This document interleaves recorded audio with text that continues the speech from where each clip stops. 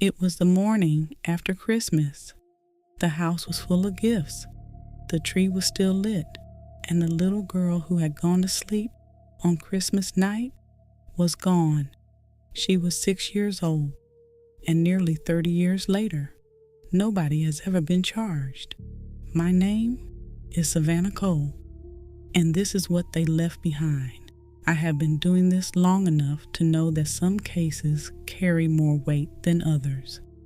Not because the victims matter more, they don't. Every name on this show matters equally, but some cases change the way a country thinks about itself, about safety, about family, about what can happen inside a beautiful house, on a quiet street in a college town on Christmas night. The JonBenét Ramsey case is one of those cases. Most of you already know her name. You may think you know her story. You've seen the pageant photos. You've heard the theories. You've watched the documentaries. But I want to tell it again, carefully, without the noise, without the spectacle that swallowed this case whole and never gave it back, because underneath all of it, underneath the media circus and the suspects and the grand jury and the DNA and the decades of debate, there is a 6-year-old girl, and she deserves to be remembered as exactly that, a little girl. My name is Savannah Cole, and this is what they left behind. JonBenét Patricia Ramsey was born August 6, 1990, in Atlanta, Georgia. She was named after both of her parents, her father JonBenét Ramsey and her mother Patricia, who everyone called Patsy. Her name was French in style, pronounced JonBenét, and it suited her. She was a child who stood out in every room she entered. In 1991, when JonBenét was just a year old, her family moved to Boulder, Colorado, when her father's business, Access Graphics, merged with Lockheed Martin. John Ramsey was a successful and wealthy man. The family settled into an affluent life in Boulder, a spacious home on 15th Street, membership in the right social circles, attendance at St. John's Episcopal Church.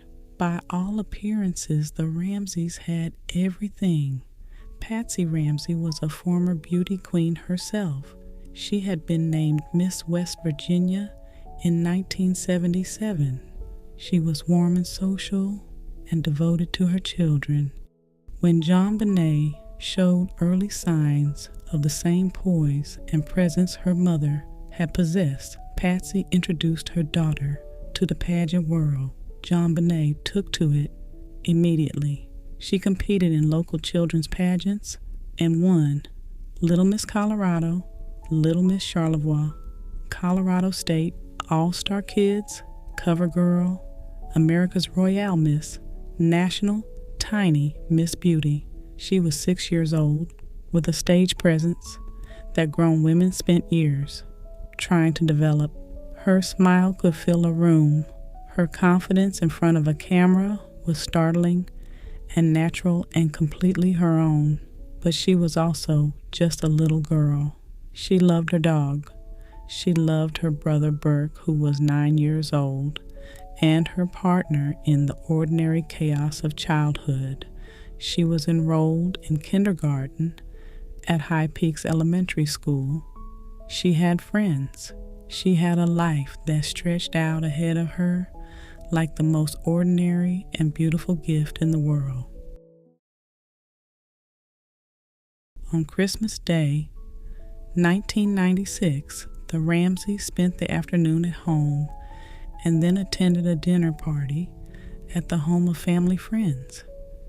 It was a warm and festive evening. They came home around 9:30 that night. JonBenét had fallen asleep in the car. Her father John carried her inside and put her to bed. Patsy tucked her in. That was the last time either of her parents would see her alive. Shortly before 6 o'clock in the morning, on December 26, 1996, Patsy Ramsey came downstairs to make coffee. On the spiral staircase, she found a note,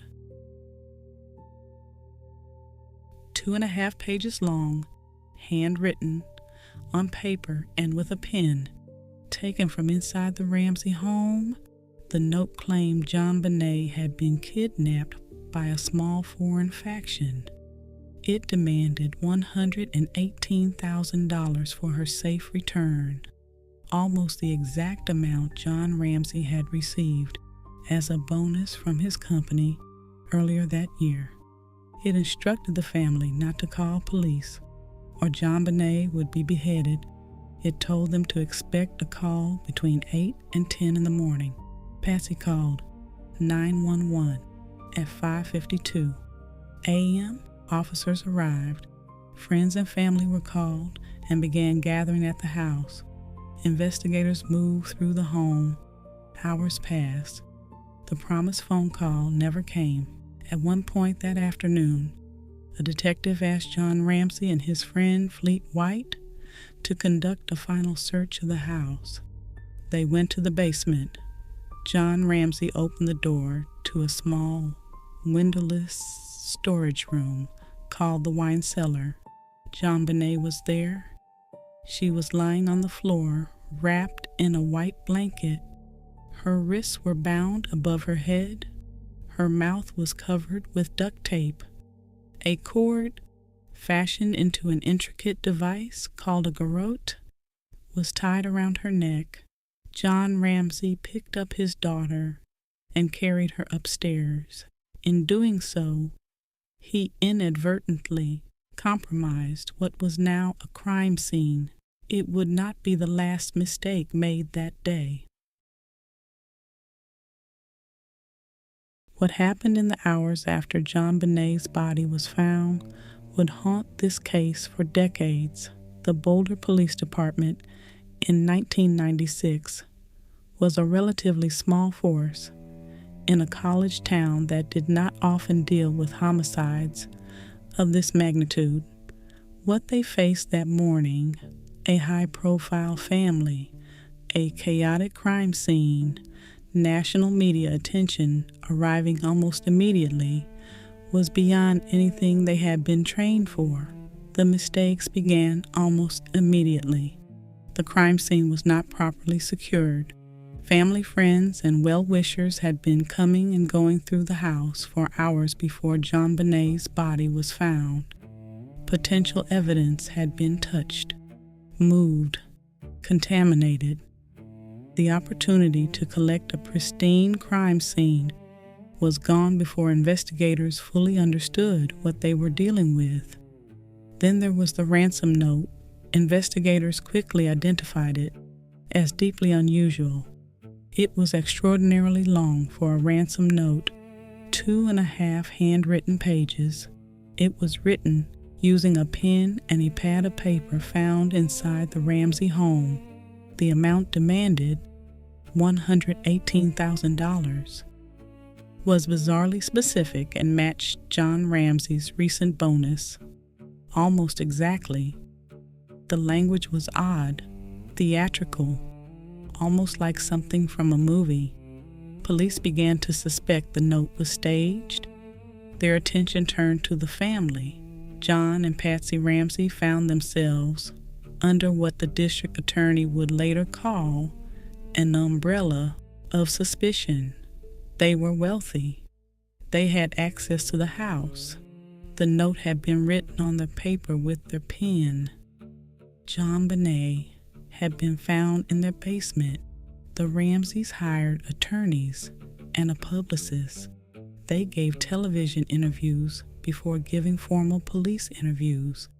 They appeared on CNN, while Boulder police were still waiting to question them formally.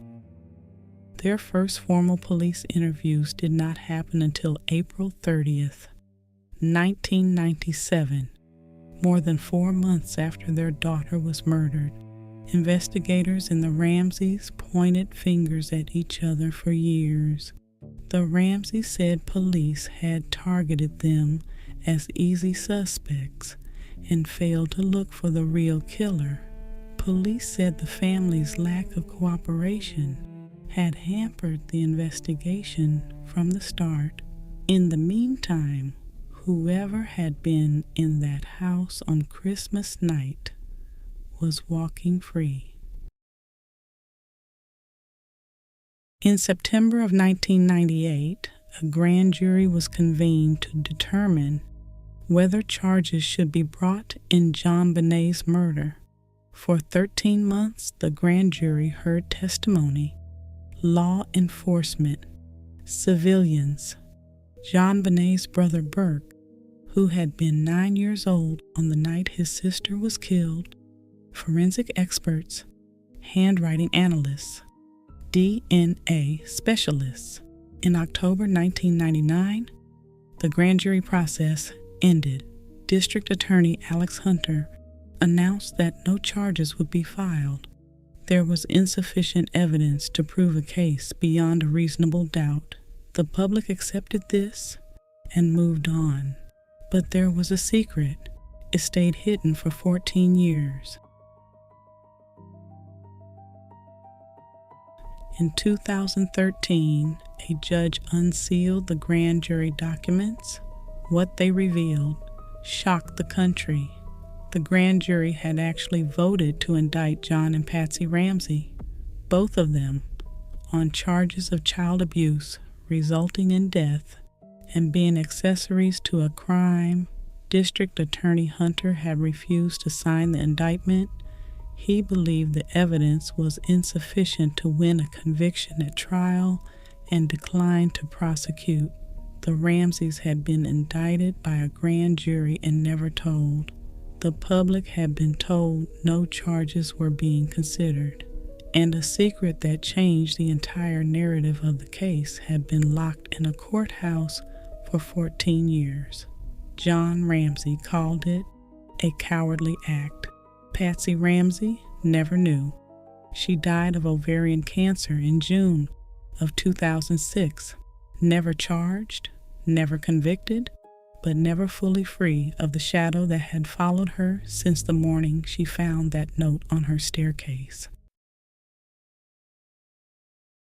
Throughout the investigation, DNA had been a central and complicated element of the case. From the beginning, investigators had collected DNA evidence from JonBenét's clothing and from her body. That DNA profile, belonging to an unknown male, did not match anyone in the Ramsey family. It did not match anyone in any database. For years, that DNA was either explained away by investigators focused on the family or held up by the Ramseys as proof that an intruder had been in the house. In 2008, the Boulder District Attorney's Office used new touch DNA technology to retest evidence from JonBenét's clothing. The results were conclusive. The DNA belonged to an unknown male, unrelated to the Ramsey family.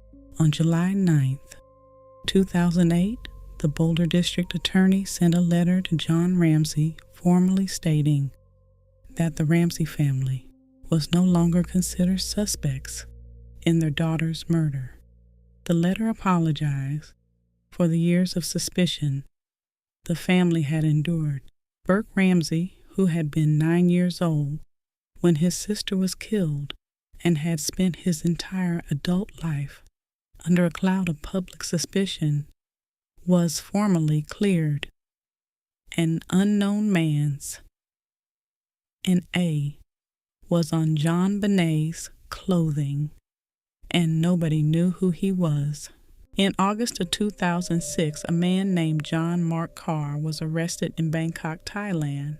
He had confessed to killing JonBenét Ramsey.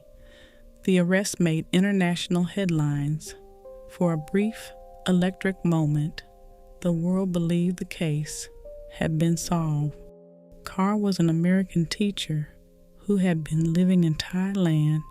He told investigators the killing was accidental, that he had been in love with JonBenét, and that his plan to kidnap her had gone wrong. He was brought back to the United States under heavy media scrutiny. Then his DNA was tested. It did not match the DNA found on JonBenét's clothing. John Mark Carr had fabricated the entire confession. He had never been inside the Ramsey home. He had not killed JonBenét Ramsey. He was a deeply disturbed man who had inserted himself into one of the most famous murder cases in American history for reasons investigators could never fully explain. All charges against him were dropped. The search continued. Over the years, Boulder police have followed up on more than 21,000 tips, letters, and emails. They have traveled to 19 states to interview or speak with more than 1,000 individuals. They have consulted DNA experts and cold case teams and forensic specialists from across the country. In 2022, Boulder police announced they would consult with the Colorado Cold Case Review Team to bring fresh eyes to the evidence. In 2024, a Netflix documentary series called Cold Case: Who Killed JonBenét Ramsey prompted the Boulder Police Department to release its annual update earlier than usual due to renewed public interest. Police Chief Stephen Redfern said detectives had been in contact with the Ramsey family as recently as mid-2024. The case remains open. The DNA remains unmatched. Nobody has ever been charged. JonBenét Patricia Ramsey was 6 years old. She was born in Atlanta, Georgia. She is buried in Marietta, Georgia, beside her mother Patsy, who spent the last years of her life fighting cancer and fighting for her daughter's name, beside her half-sister, Elizabeth, who died in a car accident when JonBenét was just a baby. 3 generations of loss in one Georgia churchyard. JonBenét loved her dog. She loved Christmas. She had a smile that could light up a room and a stage presence that belonged to someone 3 times her age. She was in kindergarten. She had just learned to read. She had a whole life ahead of her. On that Christmas night, when her mother tucked her into bed, nearly 30 years later, an unknown man's DNA sits in a database waiting for a match that has not come. The Boulder Police Department says they will never stop looking. John Ramsey, now in his 80s, has said the same. Somewhere there is a person who knows what happened in that basement on Christmas night in 1996, and they have been silent for nearly 30 years. JonBenét Ramsey deserved better than what this world gave her. She deserved to grow up. Remember her name?